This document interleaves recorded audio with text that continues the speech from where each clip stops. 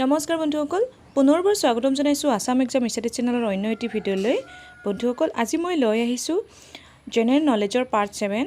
ভিডিঅ'টোত আলোচনা কৰিম আজি ভাৰতৰ 10টা অতি গুৰুত্বপূৰ্ণ সাধাৰণ জ্ঞানৰ প্ৰশ্ন।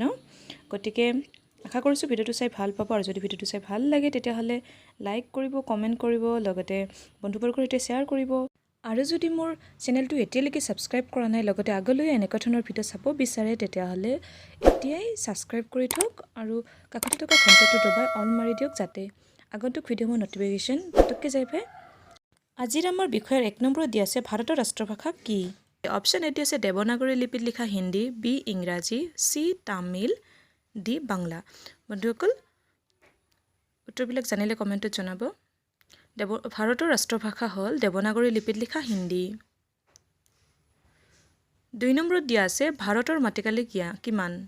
অপশ্যন এ দিয়া আছে 32,32,253 বৰ্গ কিলোমিটাৰ, বি 32,87,263 বৰ্গ কিলোমিটাৰ, চি 32,84,260 বৰ্গ কিলোমিটাৰ, ডি এটাও নহয়।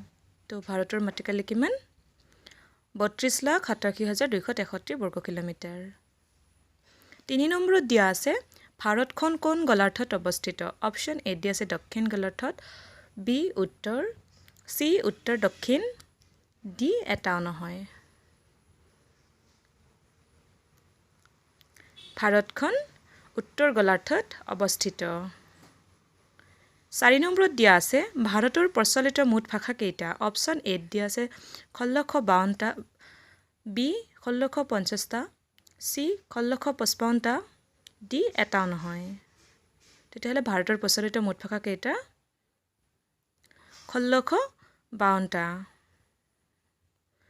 5 নম্বৰত দিয়া আছে ভাৰতৰ বৰ্তমান ৰাজ্যৰ সংখ্যা কিমান? অপশ্যন এ দিয়া আছে 27খন, বি 26খন, চি 28খন, ডি 29খন। ভাৰতৰ বৰ্তমান ৰাজ্যৰ সংখ্যা 29খন। 6 নম্বৰত দিয়া আছে বৰ্তমান নীতি আয়োগৰ অধ্যক্ষ কোন? অপশ্যন এ দিয়া আছে Manmohan Singh, B Ratan Tata, C Narendra Modi, D এটাও নহয়। বৰ্তমান নীতি আয়োগৰ অধ্যক্ষ হ'ল নৰেন্দ্ৰ মোদী। 7 নম্বৰত দিয়া আছে ভাৰতৰ বৰ্তমান ৰাষ্ট্ৰপতি কোন? অপশ্যন এ দিয়া আছে প্ৰণৱ মুখাৰ্জী, বি প্ৰতীভ দেৱী সিং পাটিল, চি ৰামনাথ কোবিন্দ, ডি এটাও নহয়। ভাৰতৰ বৰ্তমান ৰাষ্ট্ৰপতি হ'ল ৰামনাথ কোবিন্দ। 8 নম্বৰত দিয়া আছে ভাৰতৰ মুখ্য ৰেলপথ কেইটা? অপশ্যন এ দিয়া আছে 4টা, বি 9টা, চি 10টা, ডি 7টা। তেতিয়াহ'লে ভাৰতৰ মুখ্য ৰেলপথ কেইটা? যদি জানে কমেণ্টত আগতে জনাব। উত্তৰ 9টা। 9 নম্বৰত দিয়া আছে ভাৰতৰ প্ৰথম ৰাষ্ট্ৰপতি কোন আছিল?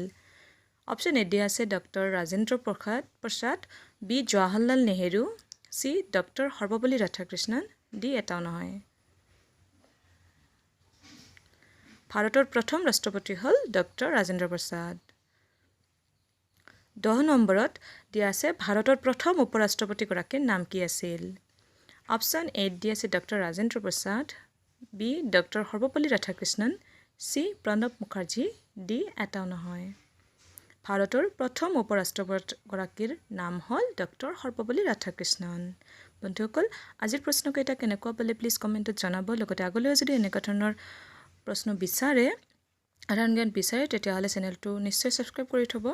ভিডিঅ'টো শেষলৈকে চোৱাৰ বাবে বহুত বহুত ধন্যবাদ থাকিল।